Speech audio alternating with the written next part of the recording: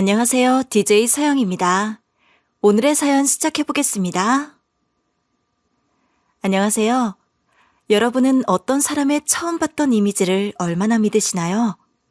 저는 최근 남편과의 관계 트러블을 통해 절대 사람은 믿는 것이 아니라는 생각이 들었는데요.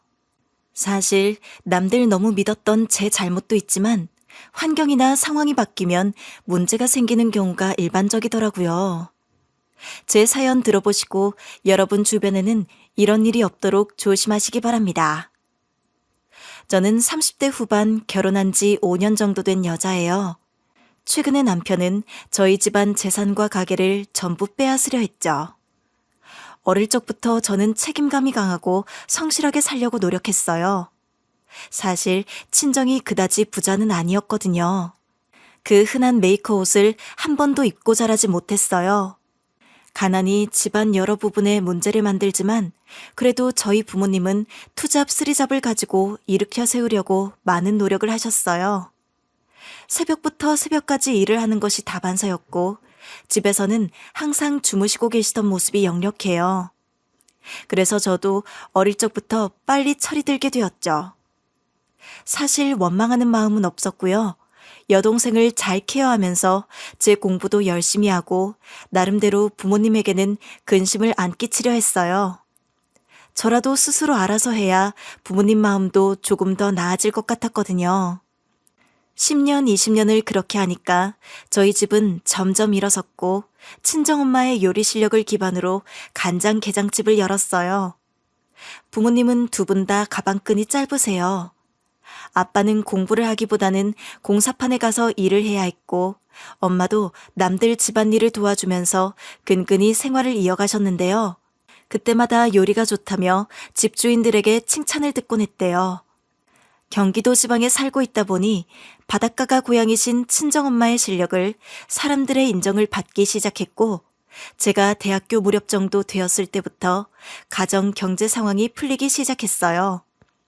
저는 고생만 하신 부모님이 불쌍하기도 하고 결혼 전까지는 게장집을 도와드리면서 제 자리도 잡으려고 했는데요.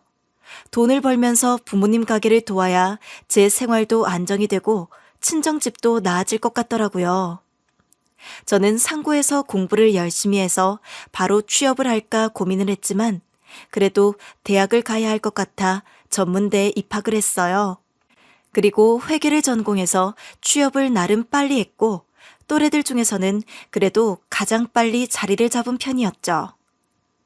회계사무소 특성상 야근이 많고 텃세도 심해서 버티기 어려울 때도 있었지만 그래도 이를 악물고 노력해서 돈을 차곡차곡 모아갔답니다. 그리고 퇴근 후에는 부모님 가게에서 일을 했어요. 여동생이 대학을 다니고 있었지만 도와주는 것에는 어려움이 있었기 때문에 제가 나서서 하려고 했던 것 같아요. 그러다 보니 어느덧 결혼할 시기가 찾아왔는데요. 엄마, 나 결혼할 사람이 생겼어. 어머, 누구야? 우리 미경이가 맨날 결혼에는 관심도 없어 보이더니 누가 생긴 거야? 스터디 모임에서 만난 사람이야. 차분하고 의젓해.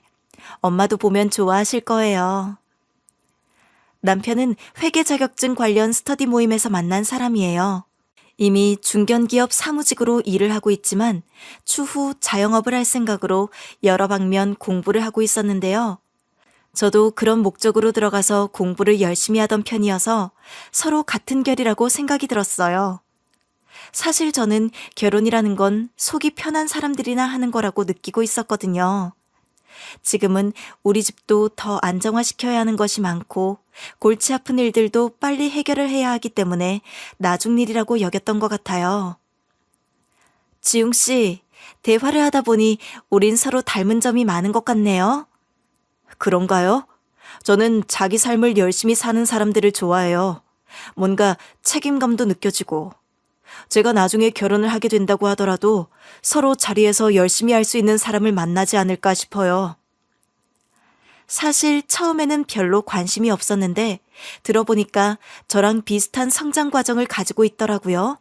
아버지가 어릴 적 교통사고를 당해서 다리가 많이 불편하신 입장이라 자기도 빨리 취업을 했다는 거예요.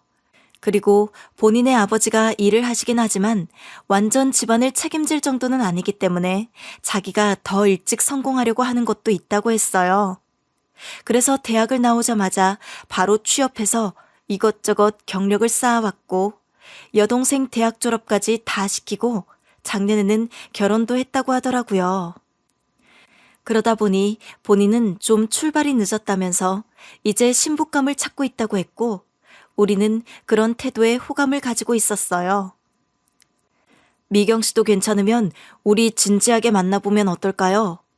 비슷한 점이 많은 사람들끼리 살면 잘 산다던데. 저도 이제 와서야 한숨을 돌리는데 인생의 동역자가 있으면 좋을 것 같아서요. 그래요, 지용 씨. 서로 좋은 마음으로 만나봐요. 돈을 아끼는 습관, 자기 일을 책임지려 하는 태도, 가벼운 만남을 싫어하는 것까지 만나면서도 서로 닮은 점이 많다는 사실을 잘 알게 되었어요. 그리고 확신이 생기니 만난 지 얼마 되지 않아서 양가 부모님께도 인사를 시켰고요. 저희 친정에서는 싹싹하고 젠틀한 남편의 태도를 아주 좋게 본 것 같았어요. 그래, 우리 미경이 잘 부탁하네. 아직은 왈가닥인 면이 있지만 아주 괜찮은 아이니까 많이 사랑해주게. 저에게는 보석 같은 사람입니다. 소중하게 잘 대하겠습니다. 앞으로 양가 집안이 서로 돕고 살면 좋죠. 남편은 결혼 전부터 신우를 챙기는 모습을 많이 보여줬어요. 아플 때, 경제적으로 어려울 때, 친정아버지처럼 잘 챙겨주고 조언도 많이 해주면서 도와주더라고요. 저는 우리 집에 당장 큰 피해가 없다면 동생을 챙기는 것은 너무나도 좋은 태도라고 생각하고 저 같아도 그럴 것이기 때문에 별 문제는 없다고 생각을 했어요. 하지만 이게 선을 넘지 않을까 항상 걱정했었죠. 사실 결혼을 약속하고 나서 곧바로 이 부분에 대해서 이야기를 했었거든요. 자기는 집안을 먹여 살리는 것이 1순위였던 사람인지라 그 습관이 아직 남아있을 것이다. 그리고 여동생이 출가를 한 상황이지만 뒤에서 든든하게 서포트해주는 입장이 되기를 바란다고요. 결혼을 하고 나서도 거의 부모 같은 입장이기 때문에 많이 챙겨줘야 하는데 괜찮겠냐고 저를 걱정하는 태도를 보였었고 저는 무슨 문제가 있겠냐면서 별 대수롭지 않게 넘겼어요. 그런 제 태도에 감동을 받았는지 더 잘하겠다고 하면서 저희 부모님을 모시고 여행도 다니고 제가 회사에서 감정적으로 어려운 순간이 왔을 때에도 잘 토닥이면서 보낼 수 있게 해주더라고요. 항상 나를 이해해줘서 고마워. 배려해준 만큼 당신 집에도 내가 더 잘할게. 무슨 배려할 것까지인가. 서로 그냥 가족처럼 지내는 거지. 나도 아버지가 없으면 많이 우울하고 답답할 것 같아. 아가씨 살뜰하게 잘 챙기자. 그리고 다음 주에는 장인 장모님 모시고 종합검진 한번 받으러 가려고. 우리 엄마도 한번 시켜드렸는데 생각보다 좋더라고. 건강하셔야 하니까 한번 하는 게 좋을 것 같아. 남편은 엄청 섬세하게 친정 부모님을 챙겼고 지극정성인 그 모습에 감동하신 두 분은 저를 따로 불러서 조용히 자신들의 뜻을 이야기하셨어요. 그건 바로 친정 부모님도 나이도 많이 들었고 몸도 이제 아프니까 점점 가게 운영을 남편에게 맡겨야 할 것 같다는 것이었죠. 가정을 이뤘으니까 너희가 경영권을 가져가는 것이 어떻겠냐고요. 나는 우리 사위라면 믿고 맡길 수 있을 것 같은데 네 생각은 어떠니? 어머, 그렇게 생각해준다면 너무 고맙죠. 그런데 괜찮나 싶어서요. 아무래도 엄마 아빠가 열심히 일궈오신 건데. 그리고 저는 직장은 안 그만두는 게 좋을 것 같아서요. 워낙 식당이 주인 영향을 많이 받는 곳이다 보니까. 나는 여한은 없다. 잘 되든 안 되든 내가 최대한 도와줄 거고. 이 상황을 말을 하니 남편은 가게를 가지게 되었다는 사실에 엄청 기뻐했어요. 사실 자기 사업체를 내는 것이 꿈이기도 했거든요. 그리고 저희 친정엄마가 엄청 까다로운 스타일도 아니고 따지는 것도 별로 없어서 더 좋아했던 것 같아요. 약간은 어수룩한 친정엄마에게 당장 선물을 들고 찾아가서 감사함을 표현했고, 저희 가족은 그렇게 즐거운 미래가 펼쳐질 것이라 생각되었어요. 당신 정말 고마워. 나를 믿고 이렇게 되게 해줘서. 당신이 열심히 노력한 덕분이지. 나는 그래도 직장은 다녀야 할 것 같아. 엄마를 도와서 운영을 잘해줘. 그렇게 행복한 결혼 생활이 펼쳐질 줄 알았고, 남편이 1년 정도 가게를 살피고 잘 운영해 나갔어요. 친정엄마가 옆에서 잘 도와주고 음식 맛이 변하지 않게 해주니까 손님들도 끊이지 않고 늘어나고 있었죠. 사업 운영이 남편에게 익숙해질 무렵 친정아버지가 고혈압으로 인해 건강이 많이 안 좋아지시고 급성 뇌출혈이 생기셔서 돌아가시게 되었어요. 사실 아버지가 그동안 어떻게 집을 갖고 오셨는지 알기 때문에 더 마음이 안 좋더라고요. 아빠, 어떻게 좋은 세상 한번 누려보지도 못하고 평생 일만 하다가 가세요. 아빠. 저는 너무 슬펐고 어떻게 해야 할지를 모르겠더라고요. 친정엄마랑 제가 망연자실한 채로 아무것도 못하고 있으니까 남편이 나서서 상주 역할을 해주더라고요. 아무래도 집안에 여자밖에 없어서 자신이 나서야겠다고 생각을 했나 봐요. 이미 어릴 적부터 스스로 집안일을 해결하고 하나하나 해본 경험이 있어서인지 어른스럽게 일을 척척 해나가더라고요. 친정엄마는 장서방이 있어서 다행이라면서 너희 아버지 젊었을 적 같다는 말을 많이 하셨어요. 너희 아빠도 맨날 자기가 희생해서라도 집안을 살리려고 했잖아. 그거랑 똑같아. 남편 하나 잘 만났네, 우리 딸. 아빠가 빨리 갔지만 지켜주는 사람이 있어서 다행이라고 생각을 할 거다. 언니, 형부가 있어서 진짜 너무너무 고맙다. 우리끼리 있었으면 절대 못했을 거야. 기댈 수 있는 사람이 있다는 것이 얼마나 큰일인지에 대해서 그때 처음 생각하게 되었던 것 같아요. 아빠가 한 동네에 오래 사셨다 보니까 문상객들이 꽤 많았어요. 저랑 엄마는 문상객을 맞이하고 여동생은 왔다 갔다 음식을 날랐죠. 남편은 며칠을 쪽잠을 자가면서 상주 노릇을 했어요. 여보, 고마워. 몸도 피곤할 텐데 자주도 못해서 어떡해? 장인어른 마지막 가시는 길인데 피곤한 게 무슨 소용이야. 잘 보내드려야지. 걱정하지 말고 당신이나 챙겨. 남편은 친정엄마가 3일장을 치르고 나서 몸이 쇠약해진 것을 보고는 조금 쉬고 오셔야 하는 것 아니냐며 걱정을 해줬어요. 저는 혼자 쉬는 시간이 있다면 괜찮을 거라고 단순하게 생각을 했는데 남편은 이럴 때일수록 극진한 대접을 받으며 마음을 채우는 게 중요하다며 고급 스파와 보양식을 먹을 수 있는 곳을 예약해서 모시고 가기도 했어요. 가게를 물려받았다는 것에서 감동을 느낀 것도 있겠지만 정말 우리 집을 걱정하는 것 같았죠. 그리고 저를 위해서는 회사 연차 기간 동안 가게 나오지 말라고 며칠 쉬고 푹 자라고 하면서 배려를 해주기도 했죠. 제 동생도 그런 모습을 보면서 남편 정말 잘 만났다고 하기도 했는데요. 사실 그건 빙산의 일각이었어요. 집안의 어른들이 사라지면서 이제 책임져야 할 것들이 더 많아지니까 남편의 성격이 조금씩 변하기 시작하는 거예요. 사실 자상하고 꼼꼼한 남편의 성격으로 인해 집안이 많이 일어난 것은 부인할 수 없는 사실이에요. 하지만 아주 약간은 이제 우리 집에 남자가 없다는 것을 생각하며 이용하려고 하지 않았을까 싶더라고요. 그리고 그즈음 시아버지도 돌아가시게 되었어요. 다리가 불편해서 자주 밖으로 나가시지 못했는데 고혈압에 당뇨, 심근경색으로 인해서 급성 심장마비를 겪게 되신 거죠. 이제 정말 두 집안 통틀어서 남자라고는 남편 하나밖에 없었고 시모도 남편에게 의지하는 것이 컸어요. 장례식을 마치고 나서 제 손을 꼭 잡고는 자기 아들이 가장으로서 노릇을 잘할 수 있도록 보필을 해줘야 한다면서 경제적인 면도 뒷받침이 되면 더 어깨를 펴고 살지 않겠냐고 하더라고요. 도와준 것도 없으면서 그렇게 말을 하니까 어이가 없긴 했지만 그래도 어느 정도 동의하는 말이라서 고개를 끄덕였죠.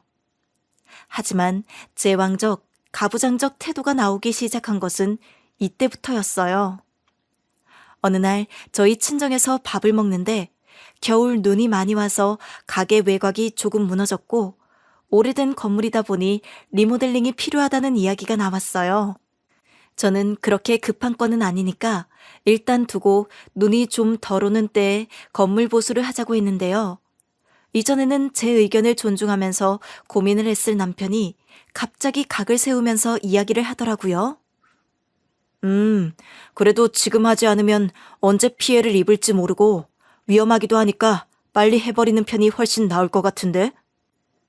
근데 뭐 그쪽으로 손님들이 들어오는 것도 아니고 가게 뒤편이라면서 지금 겨울이고 공사도 어렵다 보니까 단가를 세게 부르는 게 걱정이 되니까 그러는 거지. 아니 겨울이고 여름이고 뭐 공사 단가는 비슷하지. 그리고 가게 외형이 안 보이는 곳이 아니라 차들이 지나다니면서 충분히 볼 수 있는 곳인데 뭘 알고나 하는 소리야? 저에게 뭘 아냐는 식으로 이야기를 하더라고요. 자기는 이전에 노가다판 돌아다니면서 여러 가지 일을 해봤고 이런 건 직접 공사를 해본 사람이 가장 잘 안다면서 손님들에게 안 좋은 이미지로 비춰질 수 있으니까 이런 거는 지금 당장 해야 한다며 의견도 내지 말라는 식으로 이야기를 하더라고요. 예민한 남편의 태도가 이상했지만 하는 말을 들어보면 또 틀린 것은 아니기 때문에 수긍하면서 그냥 넘어갔는데요. 리모델링을 하는 와중에 엄마가 좀 의견을 내려고 하면 남편은 장모님도 다 아는 거 아니까 그냥 자기한테 맡기라는 식으로 이야기를 했대요. 동생이 친정엄마를 도우러 갔다가 그렇게 대하는 것을 한두 번 본 것이 아니라고 하니까 저도 슬슬 걱정이 되기 시작하더라고요. 그 다음에는 가게 이전 건으로 충돌이 생겼어요. 남편은 그전부터 모든 가게 결정권은 운영자인 자신에게 있어야 하는 거 아니냐고 자주 이야기를 했었어요. 그치, 결정권이 당신한테 있는 건 맞는데 독단적으로 하려는 건 아니지? 어쨌든 원래 주인은 우리 엄마니까 의견을 존중을 해줘야지. 존중은 하는데 그걸 따를 필요는 없는 거잖아. 식당에 손님들이 늘어나고 단골도 많아지면서 저녁 식사나 피크 시간대에는 자리가 없을 정도였거든요. 그래서 빨리 이전을 해야 하지 않겠냐는 안건이 나왔는데 남편은 오랫동안 장사가 잘 되는 좋은 목에 자리를 잡은 가게이기 때문에 이렇게 손님이 많이 온다고 본다며 자기 주장을 펼치기 시작했어요. 돈을 좀 모아서 가야 한다고 결사 반대를 하더라고요. 장모님도 이번에는 제 의견을 좀 따라주셨으면 합니다. 아니, 언제 자네 의견 안 따른 적이 있었나? 그렇게 말하면 정말 섭섭하지. 항상 탐탁지 않다는 듯이 하시는데 저도 이러면 계속 제 의견 밀고 나갈 수밖에 없습니다. 그리고 사실상 이 가게 운영권도 저에게 있는데 이렇게 계속 의견을 따라주시지 않으면 어렵지 않겠습니까? 아니, 왜 그렇게 말을 해? 지금까지 여보 의견대로 다 했잖아. 그리고 이전 건은 사실 결혼하기 전부터 말이 나오던 거라서 이번에는 결정을 해야 할 것 같아서 그러는 거야. 조용히 해. 어쨌든 지금 상황은 그게 아니라는 게 정확한 판단이야. 저는 오래전부터 가게를 운영해와서 장소 이전이 되어서 사람들이 많이 올 거라고 했고 친정엄마도 동의를 했는데요. 남편은 계속 둘 다 뭘 모르는 소리를 한다면서 운영을 아무리 많이 하셨어도 이제는 저희가 현장에 있기 때문에 더 잘 안다고 저희가 알아서 하겠다고 했어요.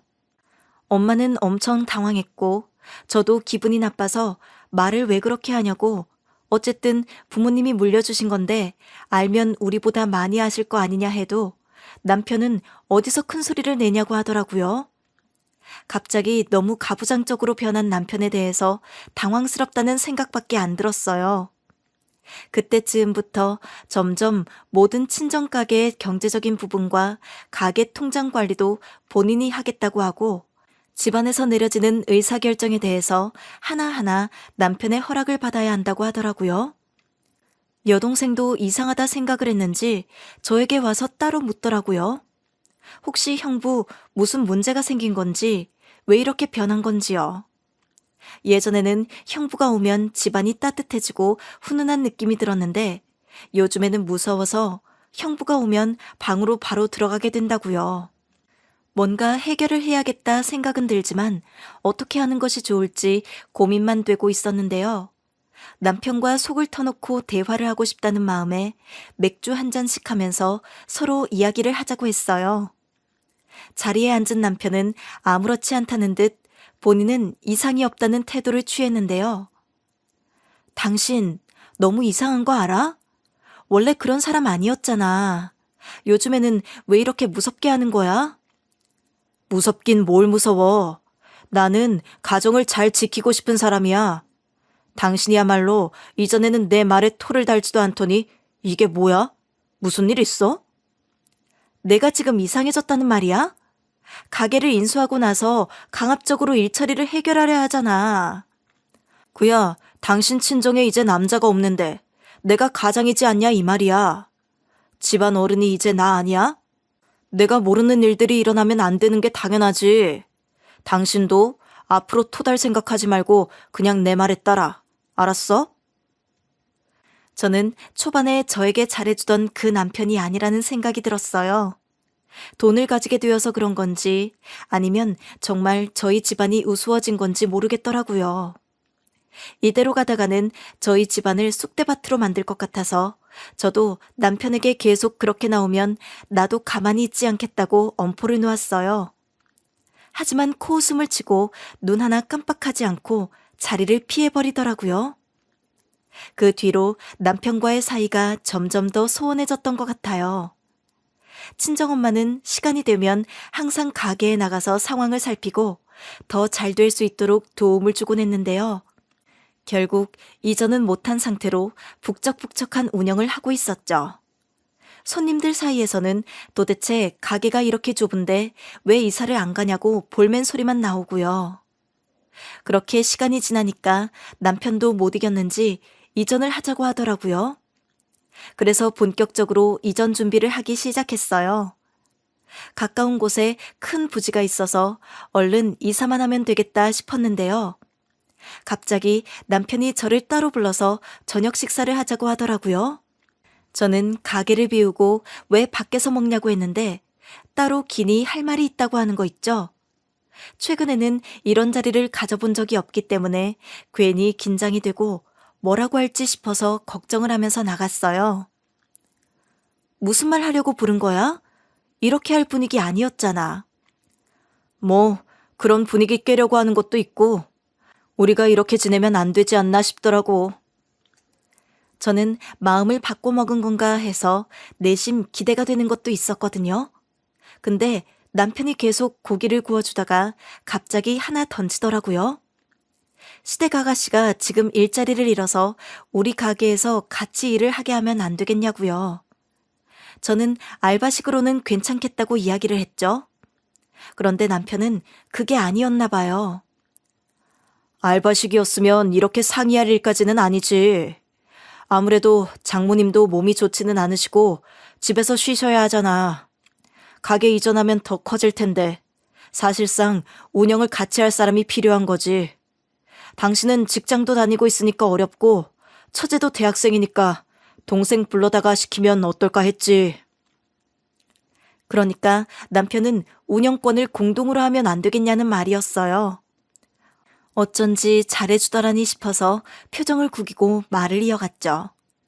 저는 절대 그러기를 바라지 않았어요. 가게가 이전을 하고 나면 어느 정도 자리를 잡는 시간도 필요하고 돈도 많이 들어갈 텐데 운영 명목으로 받아가는 돈도 많을 것 같다는 생각도 들고요. 더군다나 엄마가 살아계시는데 운영권을 그렇게 넘기는 게 말이 되냐 싶었어요. 아니, 나는 반대야. 지금 당장 가게가 안정화도 안 됐는데 누굴 끼워서 한다는 게 좀 그렇네. 아가씨를 못 믿는 건 아니지만 가족 일은 더 철저히 해야 하는 게 맞으니까. 당신이 이번에는 양보를 좀 해야겠다. 가게 사정이 좀 나아지면 그때 다시 이야기하자. 엄마한테 말을 한 건 아니지? 아닌데. 참 그렇네. 내 의견은 이번에도 묵살당하는 건가? 내가 결정할 수 있는 건 도대체 뭐야, 그럼? 남편은 얼굴을 벌겋게 붉히면서 항의했지만 저는 아랑곳하지 않았어요. 특히나 이 가게는 부모님이 피땀 흘려서 일궈온 것이기 때문에 더더욱 함부로 동의할 수가 없었죠. 밥을 잘 먹다가 분위기가 쎄해져서 저희는 중간에 나왔고 각자 차를 타고 집으로 돌아왔어요. 아무 말도 하지 않고 그날을 보냈죠.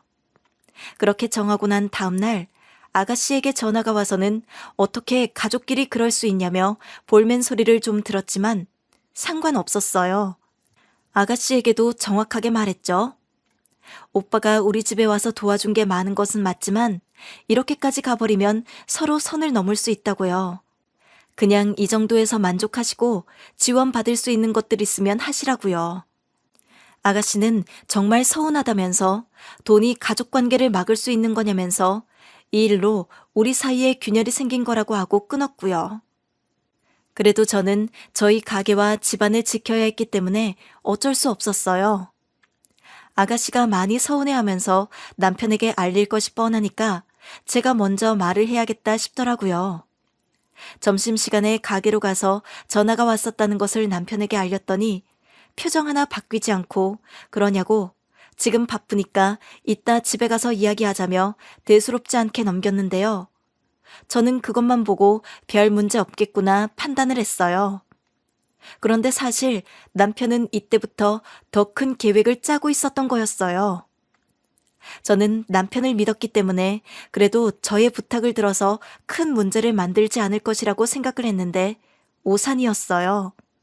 생각보다 훨씬 영악한 사람들이었죠. 연말이 되어서 세금 신고를 하려 했는데요. 세무사와 대화를 하던 도중 가게 구조가 바뀌었다는 것을 알게 되었어요. 가게 공동대표가 친정어머니가 아니네요. 네? 무슨 소리세요? 말이 안 되는데?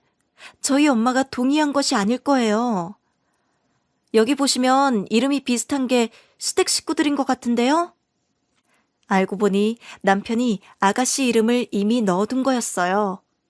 이렇게 되면 남편과 아가씨가 이 가게를 운영한 것으로 나오니까 완전히 가게가 넘어갈 수도 있는 상황인 거예요.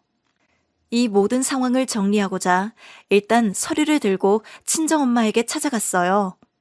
친정엄마는 이런 상황을 전혀 모르고 그냥 장서방이 사인을 하라고 하니까 사인한 것밖에 없다고 하더라고요.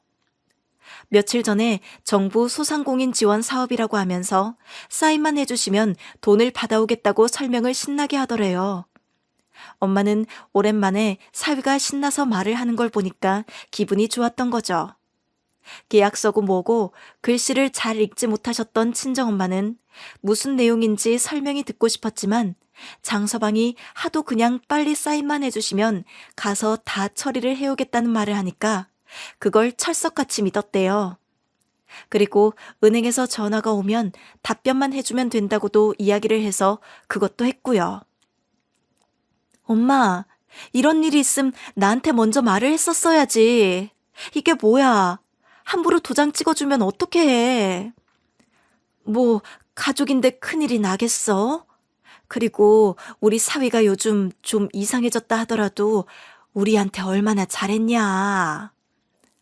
엄마는 진짜 별거 아니라고 생각을 하고 있는 것 같더라고요. 저는 일단 가게가 넘어가는 것은 막아야 하니까 세무사와 소통하면서 정부 지원을 받은 것이 있는지 알아봤고 변호사에게 연락해서 법적으로 이렇게 하는 것이 유효한지를 알아봤어요.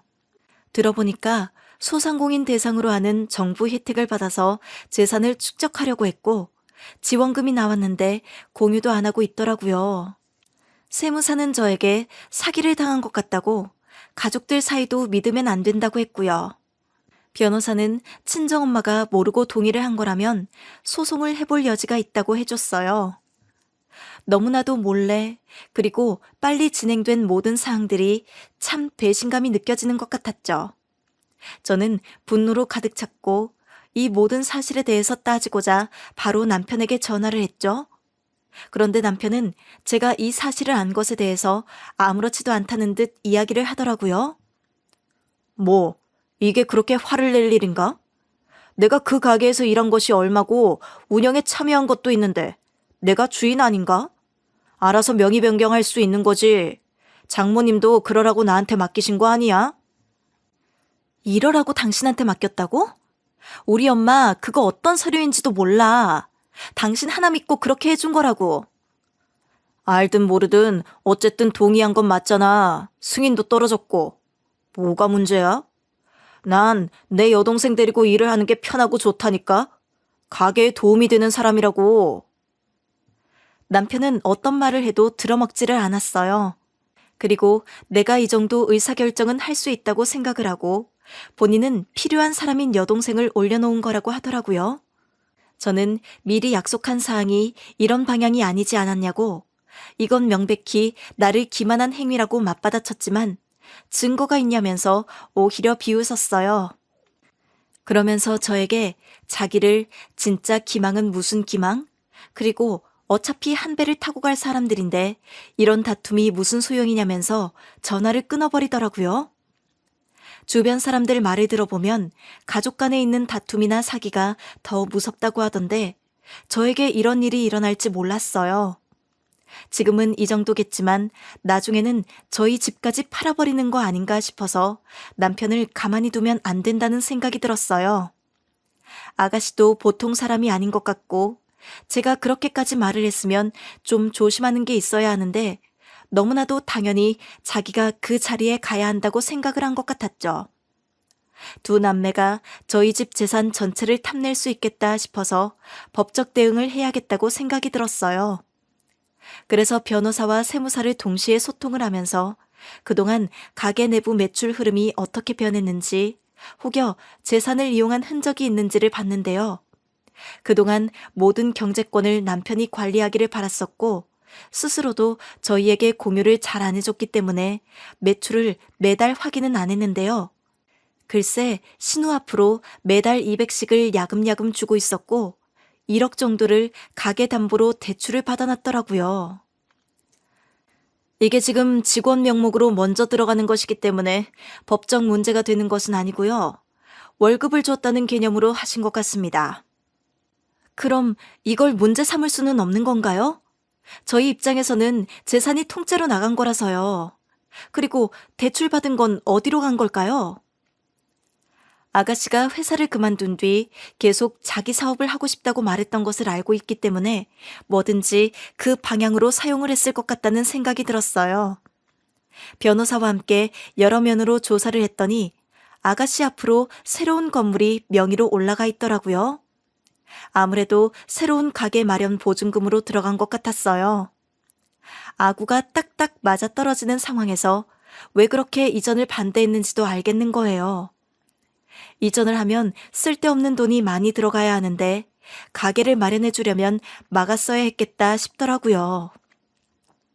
저는 이 사건을 어쨌든 걸고 넘어져서 다시는 반복하지 않게 하고 싶었어요.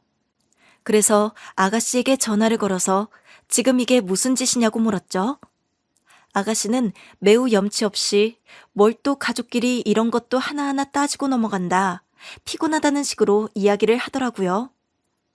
저는 아가씨가 무슨 권리로 이걸 당연시 여기는지 모르겠는데 얼렁뚱땅 그렇게는 못 넘어가겠다고 이야기를 했죠. 그랬더니 참 당당하게도 그럼 오빠랑 관계를 쪽내시던가 알아서 처리하시라고, 이미 법적으로 되어 있는데 무슨 문제가 있냐고 하고 전화를 끊어버리더라고요. 친정엄마는 그냥 거기 가게 내버려두고 손을 떼라고 했지만 저는 그대로 넘어갈 수 없었고 강경 대응을 해야겠다 싶었어요. 솔직히 엄마가 왜 그렇게 말을 하는지도 이해가 안 됐거든요. 저는 변호사와 함께 명의가 공동으로 올라간 것에 대한 무효소송과 손해배상 소송을 신우를 향해서 걸었어요. 그리고는 소장을 신우에게 찍어서 보냈죠. 그러니 아가씨가 집으로 찾아와서 행패를 부리고 난리를 피우더라고요. 가족끼리 무슨 소송을 하냐면서요. 정부 지원 심사를 앞두고 있는 것들도 있는데 바로 탈락할 수도 있다고 당장 그만두라고 했어요. 저는 손해배상 피해금액 계산서, 그리고 자금 유동이 포착된 통장 내역, 제 동의 없이 작성된 계약서 등을 모아서 보여주면서 이렇게 증거가 명백한데 내가 왜 그냥 넘어갈 수 있겠다고 했고, 아가씨를 돕고 싶은 마음이 전혀 없으니까 알아서 해결하시라고 하면서 내쫓아버렸어요. 그래봤자 할 수 있는 거 없을걸? 우리도 우리 나름대로 대책을 다 마련해두지 않았겠어요? 멍청한 일 하지 말고 빨리 포기해요. 가만히 있으면 잘 굴려준다니까. 잘 굴리든 말든 그건 제가 알아서 하는 거고요. 빨리 발 빼시죠. 그렇게 집에서 다투고 있으니까 가게를 마무리하고 남편이 돌아와서는 뭘 지금 큰 소리를 내는 거냐며 저에게 화를 냈어요. 남편은 네가 보자 보자 하니까 정말 나랑 이혼하는 거냐며 네가 뭘 스스로 할 수 있냐고 하더라고요. 남편은 저를 향해 너희 집 힘들 때 나서서 도와줬는데 은혜를 원수로 갚는다고도 하더군요. 너야말로지. 개털 집안 뭐 대목이라도 잡아보려고 이러는 거야? 이렇게 사기를 치는 경우가 어딨어? 아무리 그래도 그렇지 이게 가족 간에 할 일이야? 남편은 아가씨를 끌고 밖으로 나갔고 저는 속이 불타는 것 같아서 친구에게 전화를 했어요. 그런데 그때 뜻밖의 이야기를 하더라고요. 친구가 그런데 식당에 관한 소문이 이상하게 돈다는 거였어요. 남편이 운영을 하던 동안에도 저희 친정엄마가 나서서 도와주니까 손님들도 그다지 이상한 걸 못 느꼈대요. 그런데 최근 이렇게 문제가 생기고 나서는 저희 엄마도 안 나가고 아예 손을 떼고 계시거든요. 그런데 손님들 사이에서 점점 음식 맛이 변하고 주인이 바뀌니까 서비스도 안 좋아졌다고 하면서 가지 말자는 분위기가 형성되고 있다는 거예요. 저는 부모님이 운영하시는 내내 잘 되었던 가게니까 그런다는 것이 말이 안 된다고 생각이 들었지만 친구는 지금 거듭 하락세라고 하더라고요. 통화를 하고 있으니까 남편이 다시 씩씩거리면서 들어왔죠. 남편은 그럴 바에 그냥 자기에게 가게를 넘기면 되는 거 아니냐면서 차라리 인수를 하면 깔끔한 거 아니냐고 하더라고요. 저는 일단 그런 일은 없을 거라고 못을 박아놨지만 분위기가 이상해지고 있는 건 확실하니까 엄마랑 상의를 해야겠더라고요. 엄마, 나 지금 이대로는 더 이상 못 살아. 명의를 다 넘긴 거나 마찬가지인데 법적으로 잘 해놔서 할 수 있는 게 없을 것 같아. 지분을 넘겨달라고 하는데 어떻게 해? 자기가 인수를 하겠다네? 그래? 인수를 한다니? 넘겨줘 버려라. 뭘 넘겨줘? 이게 어떤 가게인데? 엄마가 평생을 일궈온 건데 아깝지도 않아? 아까워? 그 사람은 어떻게든 망할 사람이니까 그냥 넘겨줘 버려. 저는 엄마의 태도가 이해가 되지 않았지만 한편으로는 망할 거라는 소문을 엄마도 다 알고 있었던 건 아닌가 싶은 마음이 들었어요. 그동안에도 계속 아가씨에게서는 연락이 왔어요. 지금이라도 소송 걸려는 생각하지 말고 가게 문제에서 빠지라고요. 대응을 그동안 안 하고 있었는데 집안 전체가 이런 거라면 더 이상 살 수 없겠더라고요. 그래서 이혼 서류를 변호사를 통해 준비했고 가게로 가서 남편에게 내밀었죠. 남편은 이혼 서류인지를 당연하게도 알았다는 듯이 그동안 고집 부리지 말고 이렇게 하는 게 낫지 않겠냐고 하더라고요. 괜한 힘을 빼면서 왜 이렇게 고생을 하냐면서 자기도 이렇게 이혼까지 하고 싶었던 건 아니었는데 자기 말을 너무 안 따라주니까 같이 살 수 없는 거라고 했어요. 저는 웃으면서 내가 너를 믿고 산 세월이 아깝다고 했죠. 너의 순수한 모습 때문에 결혼도 결심하고 그동안 살아왔던 건데 너는 뭘 믿고 그렇게 나한테 함부로 대하냐고요. 신우 새로운 가게 계약을 한 것도 알고 있다. 이걸로 나는 걸고 넘어질 거고 손해까지 다 배상해야 할 거다라고 하고 가게를 나와버렸어요. 나오면서 보니까 저녁 타임이었는데도 예전과 다르게 사람들이 많이 준 것을 볼 수 있었어요. 그리고 제가 지나가는 길에 손님들이 나오면서 하는 이야기를 들을 수 있었죠. 근데 여기 맛이 너무 달라지지 않았어? 이런 걸 기대하고 왔던 건 아닌데 실망스럽네. 예전에 그 아줌마가 주인이었을 때가 진짜 맛있었는데 이건 뭐 밍밍하게 되니까 이건 돈 주고 먹기는 좀 그렇다. 여기도 조만간 망하겠네. 가게 이전도 하고 자기네들 나름대로는 승승장구하니까 마음이 편한 건가? 아쉽다. 그 뒤로 이혼 소송은 일사천리로 진행이 되었고 갈라설 수 있게 되었죠.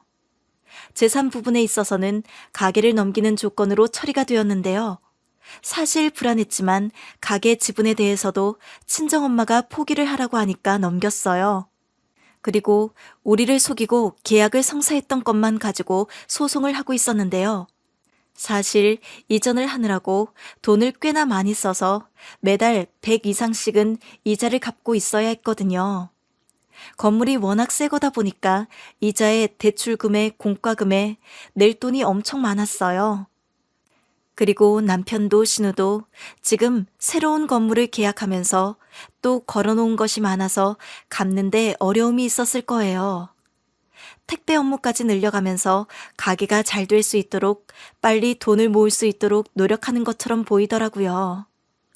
그런 걸 보면서 가게를 괜히 넘겨줬나 했지만 친정엄마는 이렇게 말을 하시는 거예요. 불안해할 필요가 하나도 없다. 저거 가게 끝났다. 맛이 달라졌는데 손님들이 가겠니? 아니나 다를까 한 달 정도 지나니까 피크타임에도 사람이 거의 없는 수준이었어요. 이전에 있었던 단골들이 엄마한테 연락이 와서 다시 가게를 낼 생각이 없냐고 이전 가게는 맛이 없어서 안 간다고 했다는 거예요. 남편네 가게는 파리만 날리게 되었고 여기서 본 돈으로 월세를 내려고 했던 아가씨는 돈이 벌리지 않으니까 미쳐버리겠는 심정이었을 거예요. 주변 상가에 계신 분들이 보기에는 이전보다 남매가 싸우는 횟수가 늘었고 특히나 전 남편이 보이는 시간이 거의 없다고 해줬어요. 재판은 순조롭게 진행이 되었고 저희를 속였다는 증거들이 워낙 많기 때문에 끈질기게 싸운 끝에 재판에서는 제 손을 들어주더라고요. 그리고 결국 신혼애가 샀던 건물도 자금을 치를 수 없는 열악한 상황에 처해서 빚만 떠안게 생겼죠. 남편은 그동안 저를 띄엄띄엄 보다가 지금 일 처리를 하는 것을 보고 겁을 먹었는지 1차 재판이 끝나고 나서 용서를 해주면 안 되겠냐고 무릎을 꿇더라고요. 내가 미안해. 근데 정말 사기를 치려고 했던 건 아니었어. 선처를 베풀어주면 안 될까? 지금 가게 장사도 안 돼서 미치겠는데 너까지 이러면 어떡하냐. 나 어떻게 살아야 돼. 내가 알 바니? 그리고 너는 염치가 있으면 나한테 이러면 안 돼. 선처. 남의 것 뺏어가서 잘한다고 해놓고 무슨 선처? 그리고 운영도 하나도 안 되더만. 이러니까 내가 사돈이랑 같이 해야 한다고 했잖아. 지금 다른 건물 돈도 못 치르고 이게 뭐야? 다 빚만 떠안게 생겼잖아. 오빠가 이렇게 하자며. 뭐? 네가 지금 그게 할 소리야? 직장도 없이 전전하던 애를 직장 떡하니 만들어주고 사람답게 살 수 있게 해줬더니 뭐라고? 돈 앞에서는 영원한 가족애는 없나 보죠. 남편과 아가씨는 제 앞에서 싸우기 시작했어요. 그 모습을 보다가 지겨워서 나중에 혹시 벌금 떨어지면 잘 내라고 그리고 가게도 잘 알아서 하라고 하고 나와버렸어요. 제가 멀리 갈 동안 남편과 아가씨는 소리를 지르면서 자기가 더 잘했다고 싸우고 있었는데요. 저는 한 번 깨진 신뢰는 회복하기 어렵고 우리 엄마나 나한테 했던 행동을 용서하지 않았던 것을 잘한 일이라 생각이 들었어요. 부모님이 일궈놓은 가게를 꿀꺽 먹어버릴 생각을 한 것이 괘씸하더라고요. 사실 엄마는 이 모든 것을 알고 있었대요. 자기가 가게에 있었을 때부터 손님들은 주인이 바뀌는 걸 몹시 싫어했지만 사위라서 그냥 믿고 방문을 계속해준 거였다고 하더라고요. 그런데 엄마가 완전히 주방에서 나와서 손을 떼버리니까 맛이 변했다는 평이 많아 손님이 떨어질 것을 예상하고 있었던 거죠. 그러니까 그냥 줘버리고 나오라는 말을 할 수 있었던 거예요. 법원은 결국 우리에게 손해배상을 하라는 판결을 내렸고 저도 그 소식을 듣고 매우 기뻐했는데요. 남편은 그런 마음이 아니었겠죠. 다시 동정심 자극 작전을 쓰도록 했는지 친정으로 찾아와서 무릎을 꿇고 정중하게 말을 했어요. 장모님, 제가 인생을 이렇게 망가뜨릴 수는 없지 않겠습니까? 제가 교만한 탓에 이런 일이 벌어진 거니까 한 번만 용서를 해주시면 안 될까요? 그래, 우리 딸한테 했던 말이랑 오늘 내 앞에서 하는 말이 너무 다르지 않나? 내가 결혼 전에 우리 딸 잘 부탁한다고 하지 않았나? 돈에 눈이 멀어 척까지도 버린 죗값이 어떤가? 버리지 않았습니다. 다 제 잘못입니다. 지금이라도 물을 수 있으면 물고 싶습니다. 참나, 염치도 없으시네요. 여기가 어디라고 와서는 울고불고 있습니까? 뭐, 돈 떨어지니까 이제는 불안해?